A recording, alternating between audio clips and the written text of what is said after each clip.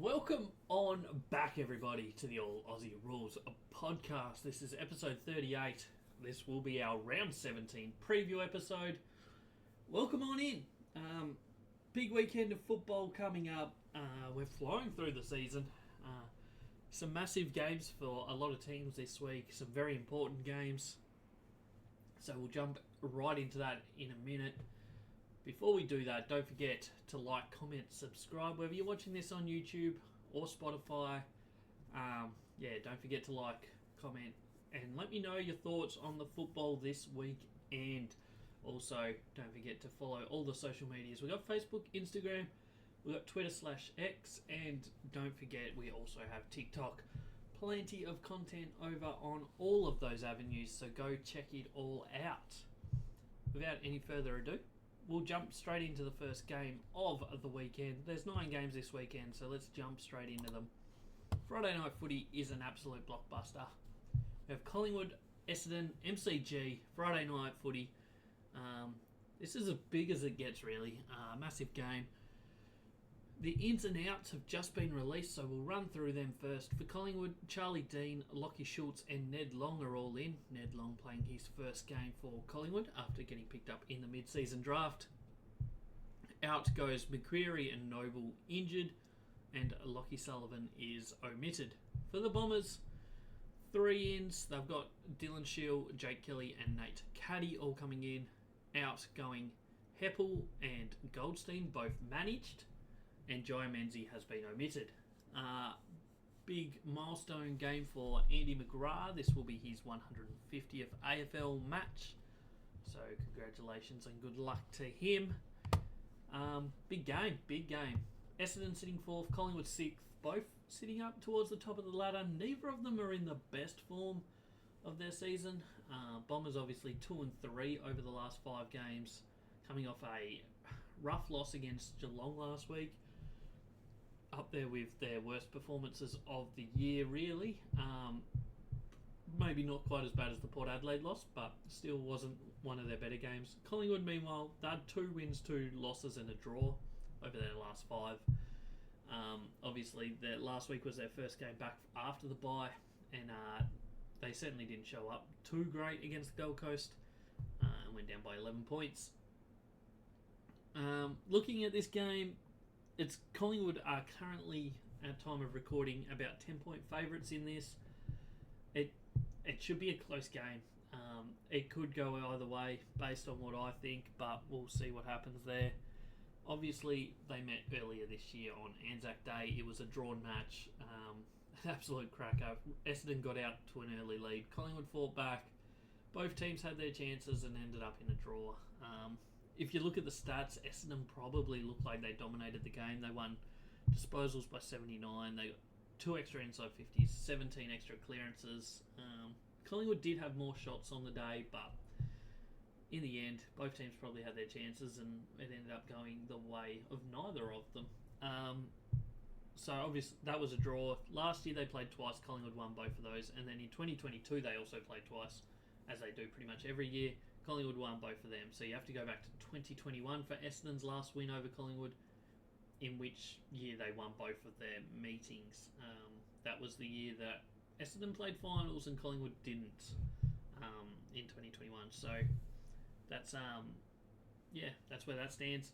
Key differences between these two teams, I think, probably most notable. In a lot of ways, they're very similar in like scoring profile, defensive profile, but pressure-wise, they're both very high-pressure teams. They're both very good at creating intercepts and not turning it over too much themselves. But the main difference is Collingwood's efficiency, both forward and defensively, is very, very good. Ranked number 2 forward efficiency, number 5 for defensive efficiency. Whereas Essendon kind of struggle in both of those regards. They get the ball forward a lot, but they don't do too well at scoring from those and creating good shots. And then defensively, they don't concede that many inside 50s, but when they do, they have a little bit of an issue with actually stopping the opposition from creating opportunities. So it'll be interesting to see how that dynamic plays out in this one, because in all likelihood, Essendon are probably going to get maybe more clearances. They dominated clearances last time against Collingwood. It was the major reason that they probably were leading the game so comfortably early. They'll almost definitely get more inside 50s, you'd think, and it's just going to be whether they can actually convert it or not. However, if Collingwood can even up the inside 50 count for the day, then it's going to be very hard, I think, for Essendon to create enough scores from their opportunities based on what we've seen. So Essendon are a field position team. They get more of the ball. They get the ball moving forward, and that's how they score. Just bulk pressure going forward, I guess, and eventually you're going to score. Any other factors in this game? I don't know. They're both two teams that potentially really need this win. Well, it's not going to be the end of the season for the loser by any stretch of the imagination, but it just puts a little bit more pressure on the losing team to refine form and get their second half of the season really going, I guess. So that is the end of Game 1. On to Saturday football. First up, we have North Melbourne versus the Gold Coast at Marvel Stadium. 1:45 Saturday afternoon. This is an important game for a different reason. Gold Coast need to win an away game, and if they're going to win one, it is against North Melbourne at Marvel Stadium. Obviously, North Melbourne have been in better form, so we'll have a look at and see how that plays out. But before we do that, we'll just have a quick look at the teams as they've been announced. For North Melbourne, Colby McKercher comes back in, so that's a big in. Out goes Zach Fisher, who is injured. For Gold Coast, we have Ned Moyle coming in for the injured Jared Witts. So Witts is out for a few weeks. Ned Moyle's coming in, so he's going to have to do a bulk of the ruck work over the next 3 or so weeks, which will be a very important time for Gold Coast, and they need to win this one. That's 8 and 7, so they're a positive record. They're sitting 11th on the ladder compared to North Melbourne's 18th. But if Gold Coast want to play finals, they have to win at least a couple away games, you'd think. They're not going to get enough wins this season from just winning at home to make finals. So they are going to have to start winning some away games at some point. When that happens, we'll see if it's this week. It should be this week. Obviously, last 5 weeks, North Melbourne have been a much improved team on what they were showing. They're 1 and 4 over the last 5. Gold Coast are 2 and 3 over the last 5, but both of those wins were big ones. One against Essendon and one against Collingwood. Both of them up on the Gold Coast. 3 losses all away, including to St Kilda at Marvel Stadium a couple of weeks ago. So their form's a little shaky, especially on the road. Looking at these two teams going up against each other, they met in round 9 up in Darwin. Gold Coast won it comfortably, really. Kind of close for the first quarter and a half, but Gold Coast eventually just overran them and won comfortably. That was by 68 points. Last year, they split the games. I think North Melbourne won down in Tassie by 35 points and Gold Coast won up on the Gold Coast by 43. 2022 was the last time they played at Marvel, and Gold Coast won that one by 67 points, and they won the other match up that year by 62. So over the last 2.5 years, Gold Coast have won 4 out of the 5 against North Melbourne. So they've probably got the wood on North Melbourne, but so they should, because North Melbourne have not been overly successful over the last 2.5 years. Comparing these two teams, obviously North Melbourne's very lowly ranked in most stats outside of accuracy. Their disposal efficiency is alright as well, but it does tend to be a reasonably high uncontested game, the North Melbourne game style. But they've certainly improved over the last 4 games, you'd say, against West Coast, then Collingwood, and then Melbourne. And even last week they were pretty solid for bits of it as well. So they're certainly improving. Their numbers aren't as bad. I think over the last 4 weeks, conceding about 90 odd points a game instead of the 109. So that certainly looks better. For Gold Coast, their numbers are very hard to read because we've gone over it a couple times throughout podcast episodes and special episodes that have gone out on the YouTube, that their numbers at home compared to their numbers away are just incredibly different. They need to find a way to turn their numbers from home games into away games, because if they did that, there would be no doubt that they would be playing finals football this year. But that's the big issue. Their numbers across the year, with their away games included, are still solid, but that just shows how good their numbers are at home. Inside 50 differential, they're really good at. They'll get the ball forward plenty of times, you'd think, against North Melbourne. Clearances probably won't be a dominant area for either team. I think Gold Coast have potential to win it comfortably. They have some good, very good clearance players in there, but they just don't tend to dominate it. Whereas North Melbourne's last 4 weeks, they've been a lot better in both clearances and contested football. So I think if North Melbourne can bring that sort of form, they're a chance to put the pressure on Gold Coast and actually cause an upset here, because I feel like their game style over the last 4 or 5 weeks has been something that could trouble Gold Coast at Marvel Stadium, which they'll need to. Gold Coast are going to go into this as 18-point favourites, so you'd expect Gold Coast to win, but there is a little bit of hope for North Melbourne in twofold. Firstly, Gold Coast haven't won an away game yet this year, and secondly, North Melbourne's form over the last 4 or 5 weeks has been a lot improved. That's the end of that game. Also starting at the same time, 1:15 Adelaide time, so 1:45 Eastern time. At the Adelaide Oval, we've got Port Adelaide hosting the Bulldogs. Another big game here. We'll have a look at the teams first. For Port Adelaide, Jace Burgoyne and Francis Evans are coming in for Josh Sin, who's injured, and Will Lawrence, who is omitted. For the Bulldogs, we got Nick Caulfield, Baku Kamas, and Lachlan McNeil coming in for Liam Jones and Cody Waitman, who are both injured. I think Waitman only came in for one game before he got injured again. And then Oscar Baker, who is omitted. This game is huge. 7v9. Both teams obviously right on the bubble at the moment of finals, as with a lot of teams that we've already gone through and will continue to go through. It's very tight in the middle at the moment. Massive game for both teams. Obviously, Port Adelaide lost a couple of weeks ago at home to Brisbane. Got absolutely pumped. They did fight back and got a win last week on the road against St Kilda, but they need to win this one. Their record's 9-6, so it's not the end of the season for them if they lose, but they'll definitely want to win this. Bulldogs, they're 8-7 going into this.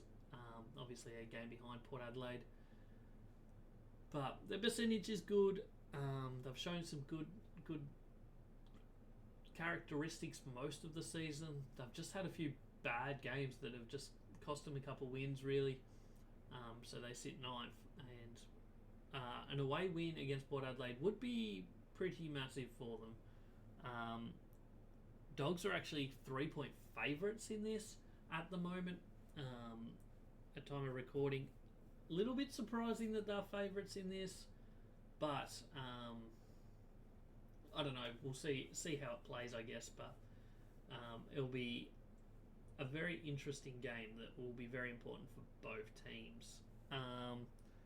Obviously, last 5 games, Port Adelaide 2-3. As we said, a really bad loss 2 weeks ago. Bulldogs, they're 3-2 over the last 5. They continually start to make us believers in them, and then they just bring out a stinker performance and remind us why they're not in the top 4 right now. Port Adelaide have won the last 3 matchups between these two teams, so they've probably had the better of them over the last couple of years. You've got to go back to 2021 for the last time that the Bulldogs won.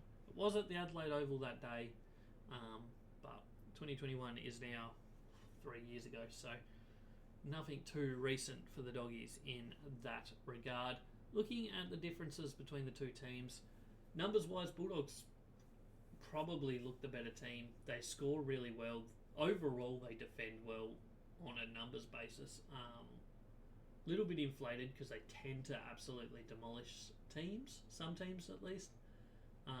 So that is that, but still third best offense in the league and sixth best defense in terms of points per game. So pretty good numbers there. Port Adelaide aren't terrible. They probably concede a bit more than they would like.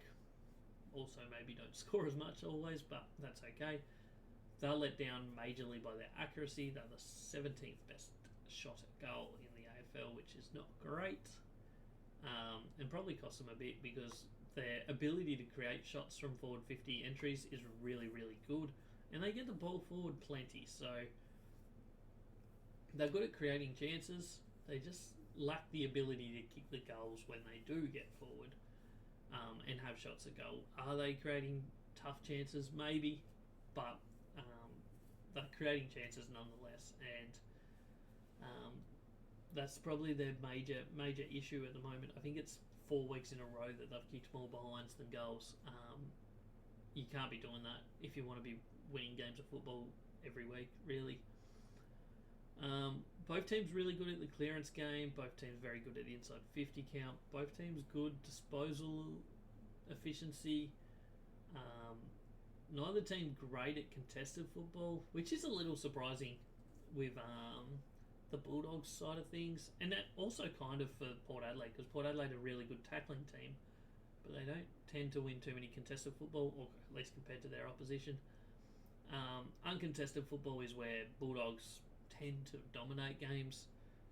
If they're allowed just to rack up the uncontested football and kick mark game, slow build, look for options, and they tend to do really well through that. So it'll be interesting to see, I guess, how that plays against Port Adelaide, because Port Adelaide do bring the tackle pressure. So you would imagine that they're not going to let the Bulldogs just kick the ball around all day. I wouldn't imagine. But we'll see what happens with that. It should be a really good game. In fact, one of the better games of the weekend, if you ask me. Could also be an absolute stinker if either of these teams bring out their worst, which tends to happen a bit. They might be the two most inconsistent teams in AFL over the last 3 years. But we'll see what happens. I'm looking forward to watching this one at least. Game number 4 of the weekend. It's the Saturday twilight game. It's Geelong Hawthorn, the big rivals, down at the Cattery on Saturday evening at 4:35 p.m. Australian Eastern Time. Obviously, big rivals, maybe forever, but certainly since 2007 onwards. Both teams have had sustained domination for quite a few years. Obviously, Hawthorn have dropped off over the last 4 or 5, 6 years, whereas Geelong have kept coming back, but Hawthorn definitely had the more success through the 2012 to 2016 period. Big game for both teams. Once again, both teams on the bubble. First look at the teams. We've got, for Geelong first, Ollie Henry and Sean Manor coming in. Outgoing Mark O'Connor omitted, and Jai Clark also omitted. Milestone game for Do Something Gary Rowan. He's playing his 200th AFL game, so congratulations and good luck to him. Jumping over to the Hawthorn team, we have 2 changes. Luke Breust and Mitch Lewis coming in. No doubt Luke Breust will probably start as sub, because that's what they tend to do with him every week, but maybe they'll give him an actual full game this week, who knows. Outgoing James Sicily and Kajla Dia, both injured. So a couple changes there for Hawthorn. Hawthorn sitting 13th on the ladder, which that's also positive in the win-loss record, 8-7, so a little bit unlucky that they're so far down, but they are catching up quick. Meanwhile, Geelong are 9 and 6 and sitting 5th on the ladder. Big win for them last week. Over the last 5 games, Geelong 2 and 3, whereas Hawthorn have gone 5 and 0 over the last 5 and one of the in-form teams of the competition. As we said, big win for Geelong last week. They knocked off the Dons in what was a very important game for them because their 6 or 7 weeks before that were not great. Get a win, reset their season. They get a game down at the Cattery. It is against Hawthorn, who they don't have the most success against, but it's a chance for them to win back-to-back games and really get their second half of the season going. Meanwhile, Hawthorn, life's good for them at the moment. They win this, they will be right on the brink of the 8, and if they win this, you can't really rule them out. People are still hesitant on them, which is kind of understandable. Their first 6 weeks of the season were atrocious, but since then they have been very, very good. Obviously, these two teams met in round 3. Geelong won it by 36 points in a weird sort of game. Geelong dominated the first quarter. Hawthorn brought it back a little bit in the second.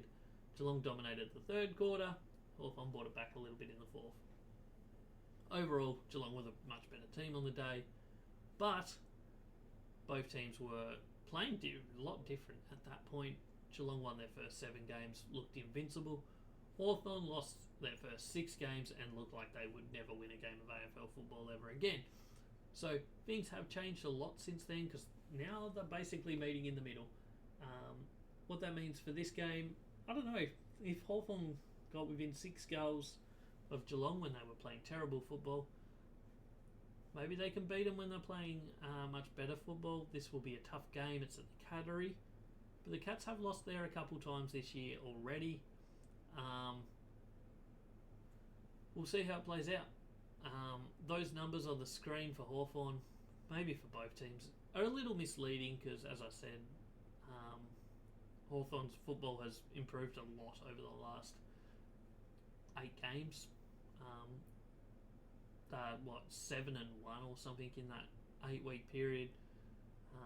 Things are just going really well. Like a lot of the areas where they're still ranked pretty low, like clearances, has certainly improved over the last bit. Tackles has certainly improved. They're one of the better intercept teams, as is Geelong actually, so it'll be interesting to see how that plays out. Geelong are number 1 currently, whereas Hawthorn are 3. So it'll be interesting to see how that game plays out. Both teams look after the ball well, and also cause their opponents to turn it over a fair bit. So that's probably how this game's going to be. Which team looks after it better? Obviously, you have to think Geelong will be, well, they are going in as 11-point favourites. You'd have to think they probably should be favourites. It's wild that it's only 11 points. After 6 weeks, you would have said, looking ahead to on the schedule, that this would be maybe a 50-point line. So, crazy, but it's been a crazy season. So, what more can we say about it, really? It'll be interesting to see how this game plays out. I can see it going either way. If the Geelong of last week show up, they should be fine to win this one. But if the Geelong of the previous few weeks comes out, Hawthorn should win it. So we'll see what happens. Could be a really good game though, either way. We move into Saturday night football. Up in Sydney, we have GWS v Carlton. Once again, big game for both teams.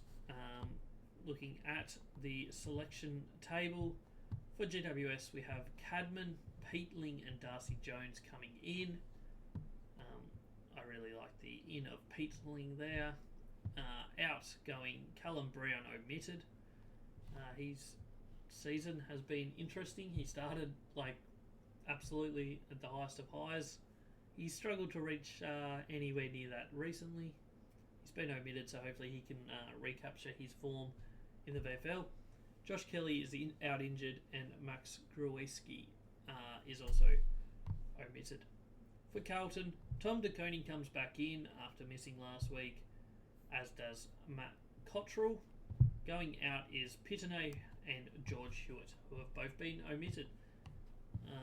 Interesting omission, George Hewitt there. Yeah, that's the teams.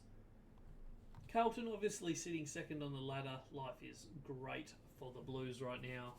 They're 5-0 over the last 5 weeks. They don't have too much to be concerned about, really. They're playing some good football. They're getting the job done. Their main issue is their defence. They struggle at stopping opposition from scoring at times.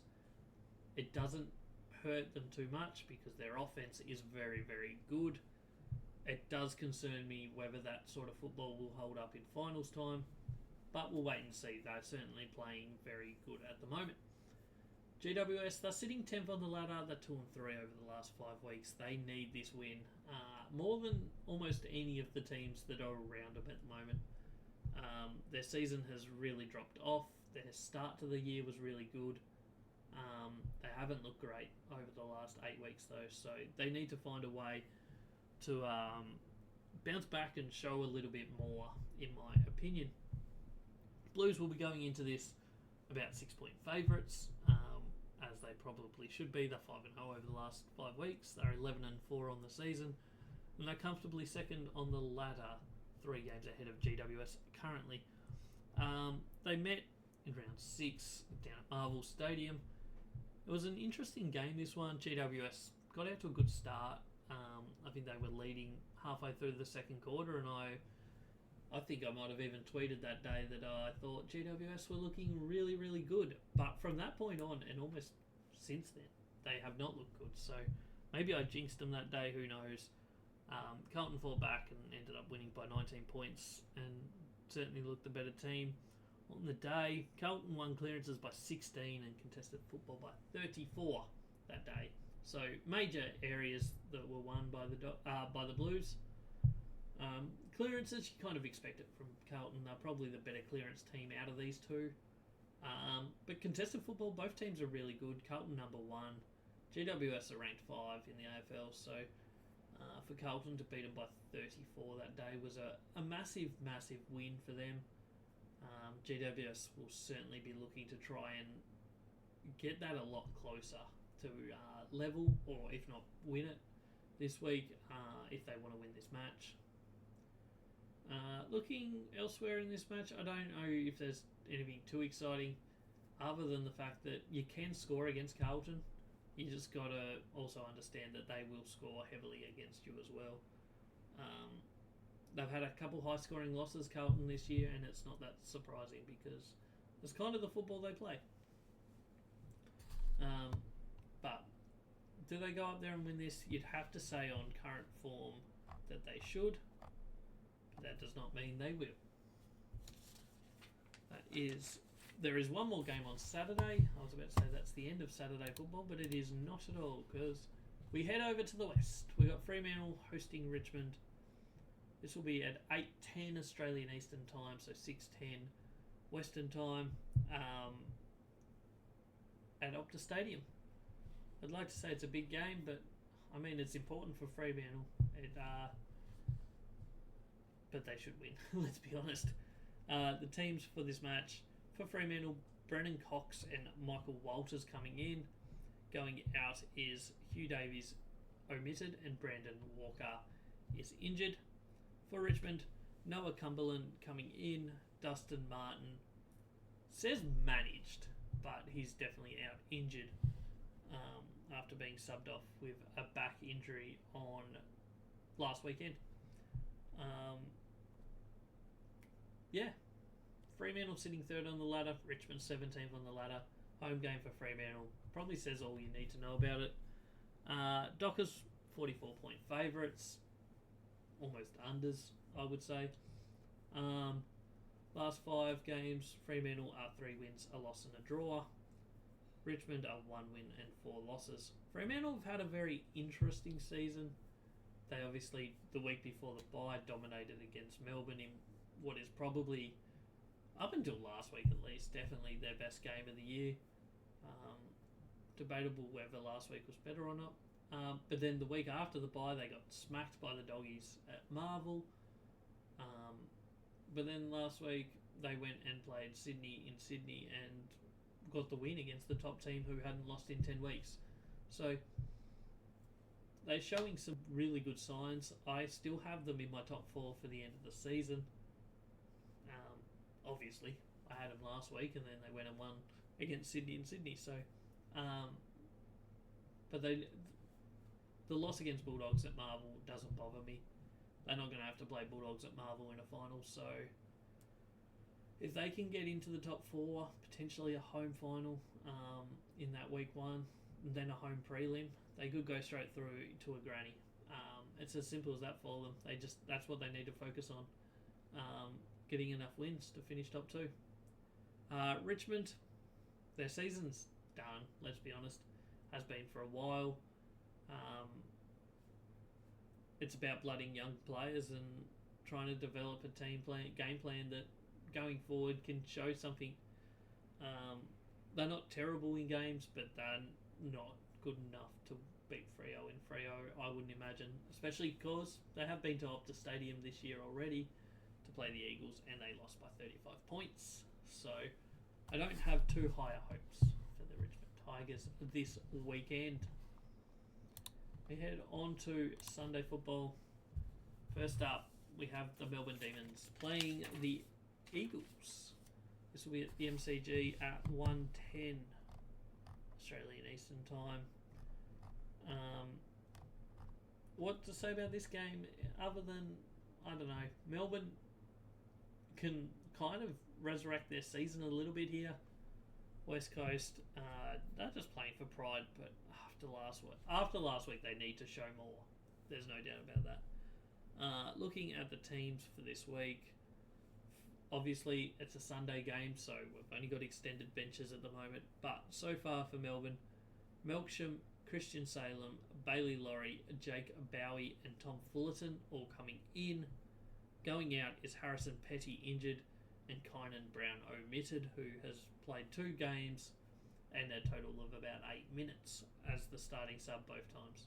So, interesting start to his career. If Tom Fullerton plays, it will be his first game for Melbourne. For the Eagles, Harvey Johnston, Jack Williams, Harry Edwards and Jack Hutchinson are the named ins. Outgoing Matt Flynn injured. Jaden Hunt will be playing his 150th AFL game, so good luck to him and well done. What to say about these two teams? Neither of them are flying. Melbourne's last week's performance was pretty good. They nearly beat Brisbane in Brisbane. But they're 2 and 3 over the last 5, and a couple of those losses have been really bad. They looked really ordinary against Fremantle, and they didn't look great against Collingwood. But they win this one, they go back to 9 and 7, and all of a sudden, that a chance just to sneak into the finals. Really, everyone wrote them off 2 weeks ago. I still don't think they're good enough at current form. I think their offense is too poor. They don't score enough. It's a major issue for them. But you never know. Weird things happen. Look at what's happened so far in this season. Like, at different times, GWS looked the best team. Geelong have looked the best team. Both teams now just scraping in the 8 at the moment. And then add in Hawthorn, who after 6 weeks looked like the worst 2 teams, definitely, but maybe even the worst team at some points. And now they're looking like a team that could fight for finals. So weird things can happen, swings can happen, but Melbourne have a bit of work to do to get back into that sort of form. They're going into this as 34-point favourites, to be honest. Maybe overs, but West Coast have been pretty terrible travelling, and West Coast were ordinary last week. I've said it a couple times this week, but West Coast last week looked like the West Coast of the first 3 games. You probably haven't been around at my channel for that long, but those first 3 weeks I kept saying West Coast looked terrible. Their numbers were shocking. They just didn't look like they wanted to be there, really. Then all of a sudden it just clicked for them at Gather Round. They put together a really good stretch, especially in home games. But last week was back to their very worst. They just didn't really seem to look to want to be there. Some of them were fine, but like overall as a group, a unit, it wasn't a great performance from them. These two teams met round 10 over in the West, and West Coast won it by 35 points. So they are 1-0 against them this year, which is crazy. That was a weird game. Melbourne, this was probably where Melbourne's season started to derail a little bit. They were terrible at disposal efficiency that day, Melbourne, which, I mean, they're never great. They're ranked 16th, but West Coast are 14th. But it was really bad that day for Melbourne. And also, it was the only game this year for West Coast that West Coast have won the uncontested football. I've been harping on it a bit lately about how bad West Coast are in the uncontested game. Well, last time they played Melbourne, they actually won it. Melbourne are pretty bad at it as well, but not as bad as West Coast typically. And West Coast last time beat them, so it's the only time West Coast have won it. And maybe if Melbourne just allow them to do that again, we'll have a similar result again. I doubt it. It's at the MCG. Melbourne surely won't let that happen again. But we'll wait and see what happens, I guess, in that one. On to game 8 of the round. Second last match, Sunday afternoon, 3:20 at Marvel Stadium. We have St Kilda hosting Sydney. The teams for this game, once again, just like the previous one, this is a Sunday game, so we have extended benches. But for St Kilda, we have Dougal Howard, Matthias Philippou, Tim Membry, Zach Jones, Ryan Burns, and Ben Payton coming in. Going out, Max King injured, who is out for the year. Anthony Community injured, and Paddy Dow also injured. So 3 outs, all injured for St Kilda. For Sydney, coming off their first loss since round 3, they have Robbie Fox, Matt Roberts, Lachlan McAndrew, Patrick Snell, all named in. Going out is Harry Cunningham, injured. Patrick Snell, if he gets the go-ahead, will be making his AFL debut, so good luck to him. Sydney will go into this as favourites, no doubt about that. 22-point favourites at the moment. They are coming off a loss. Will they bounce back? You'd imagine so. They're 13-2 this year. They've already won multiple games at Marvel Stadium. Obviously first on the ladder. 4-1 over the last 5 weeks. 10-1 over the last 11 weeks. So things are good for Sydney. They've got no stresses. St Kilda 5-10 for the year, sitting 15th on the ladder. 2-3 over the last 5 weeks, and things not looking quite so rosy for them. They met once last year. St Kilda won it by 14 points. The year before in 2022. Sydney won the first one. Actually, Sydney won them both. One by 14 and one by 57. So last year might have been a bit of an upset, but St Kilda, both teams were pretty much level peggings most of the year, sitting around about the 8th mark last year. I think Sydney scraped into the 8th, and St Kilda were 6th maybe. That could be wrong. Looking at the numbers, St Kilda, obviously a low-scoring team. Defensively pretty good, but that's mainly because they just play low-scoring games. Whereas Sydney are the number 1 highest-scoring team and also the number 1 defending team. All the numbers point towards Sydney winning this. They've had no trouble with some other teams in Melbourne and especially Marvel this year. Bulldogs maybe could have beaten them. I think that was the last time Sydney went to Marvel. But overall, Sydney have been getting the job done, and you'd kind of expect them to get it done here as well. St Kilda tend to make their Marvel games especially really low-scoring, dour, boring games. You look back to Gold Coast a few weeks ago, And then you look again last week against Port Adelaide. They're really low-scoring games at Marvel when St Kilda are playing. Will they try and do that here? Possibly. Will it be able to stop Sydney from scoring? I don't know. Sydney are a better scoring team than most. Well, obviously they're the highest scoring team of the year, but I think St Kilda might struggle to stop them from scoring. Unless you can get that on top of their midfield. But they just have so many weapons in there. Obviously, Heaney's the main one. Chad Warner, Errol Goulden running down the wing will be very hard to stop here. But then you've also got the likes of Brodie Grundy and Rowbottom, who get tons of clearances. They get a lot of contested football. They are both very underrated, in my opinion, what they're doing this year for Sydney. So I find it hard to see St Kilda being able to keep Sydney down to like 70 or below. And I also don't really see St Kilda getting above 75 or maybe 80 at best. So I think it's going to be hard for St Kilda to win this, is what I'm saying basically. One last match of the round. It's Brisbane Adelaide at the Gabba on Sunday evening.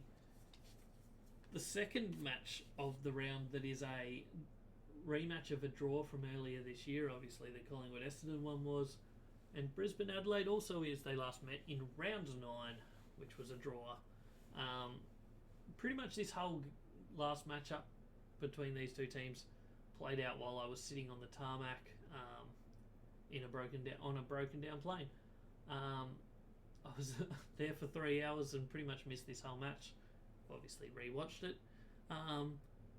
But it was a good game. It was interesting because Brisbane, that was about where they started to turn their season around, really get it going from then on, basically. Adelaide have shown snippets, but they're very up and down at the moment, whether they're good or bad. Looking at the teams here, Jack Payne, James Tunstall and Darcy Fort coming into the extended lineup for Brisbane. No outs as of yet. For Adelaide, Brodie Smith, James Bolle, Chase Jones and Chris Burgess coming in. Will Hamill is omitted. A couple milestones for Adelaide. Sam Berry and Josh Riccelli both playing their 50th game of AFL football, so congrats and good luck to them. Before we jump into the rest of it, I just want to point out something that I was saying the whole time. They brought Riley O'Brien back in last week, and funnily enough, Adelaide Crows won a game of football. Why they dropped him 2 weeks before that, I have no idea. I don't think I'll ever understand. It has to be for an internal reason, surely, because whatever they did didn't work, was never going to work. He was not the reason they were losing. He was out there giving it his all as far as I could see and was playing good games of football. But anyway, he came back in. They won a game of football, so hopefully he continues to stay in the team for Adelaide's sake. Or not, if they want to lose some more matches, I guess. Brisbane sitting 8th on the ladder. They've jumped into the 8 for the first time this year. They're 4-1 over the last 5 weeks. Adelaide, they're 2-3 over the last 5 and 14th on the ladder. Brisbane will go into this about 5-goal favourites, as you'd kind of expect. Brisbane's numbers have been really good all year, except for their efficiency. They just don't... They're kind of a little bit similar in a way to Essendon. They dominate massive amounts of the games. They get the ball forward a lot. They're the number 1 inside 50 differential team in the AFL, Brisbane, but they just don't convert. And up the other end, they don't stop other teams from converting. So that's their major issue, really. And the one thing holding them back, it's kind of the same with Essendon, as I mentioned. They're very similar in that way.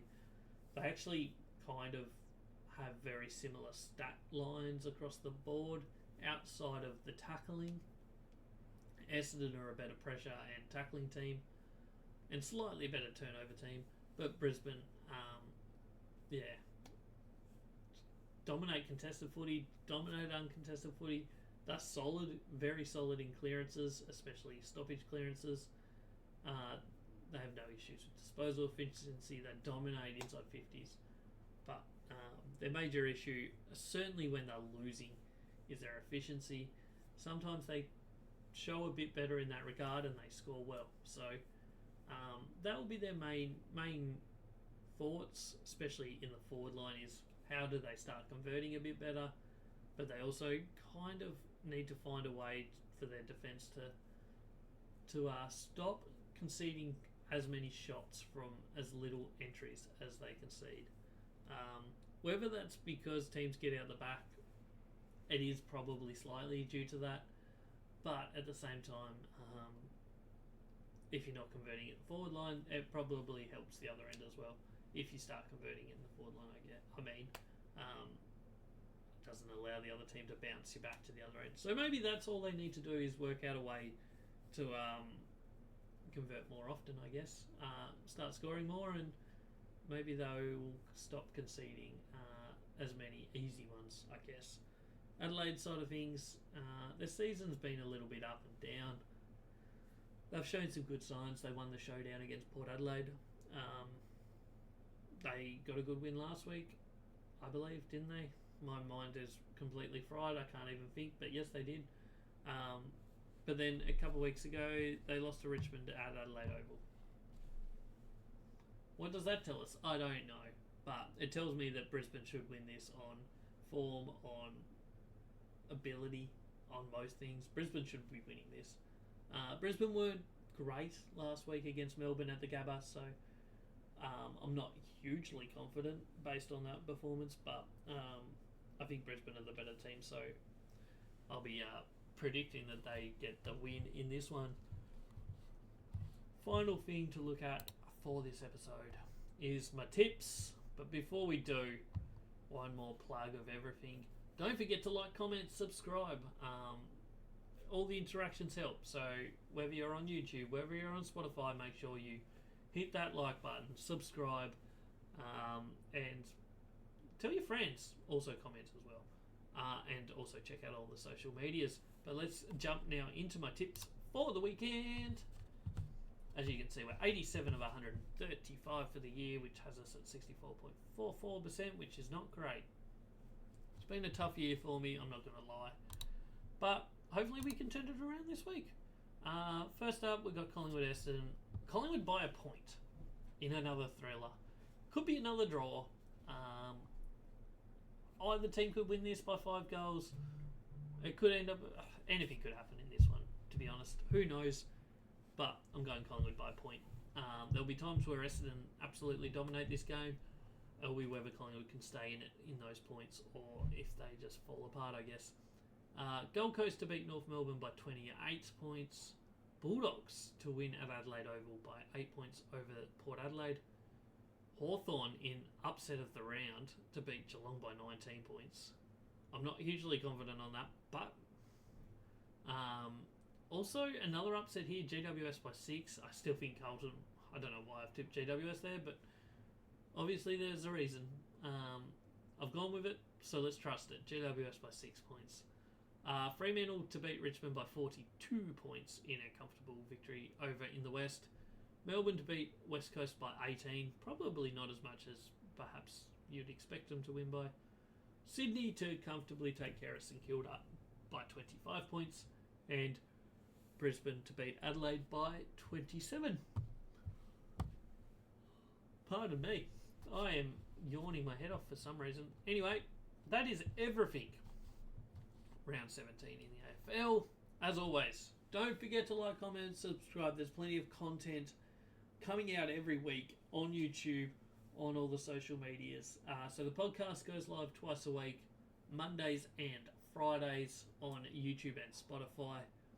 We have the preview episode on Fridays, and we have the review episode on Mondays. So check them out. We also have plenty of stuff on the social medias: Facebook, Twitter, Instagram, TikTok.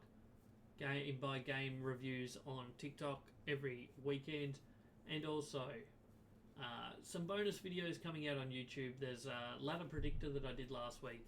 I have quite a few ideas for videos over the next couple of weeks that I'm already starting to record, so check them out. They'll be coming out every couple of days throughout the week over on the YouTube channel, so if you're not there already, go subscribe. There's plenty of good content there. Other than that, that is everything. Thanks for joining me. It's round 17 of AFL 2024 season. Thanks for tuning in. I'll catch us on the next one.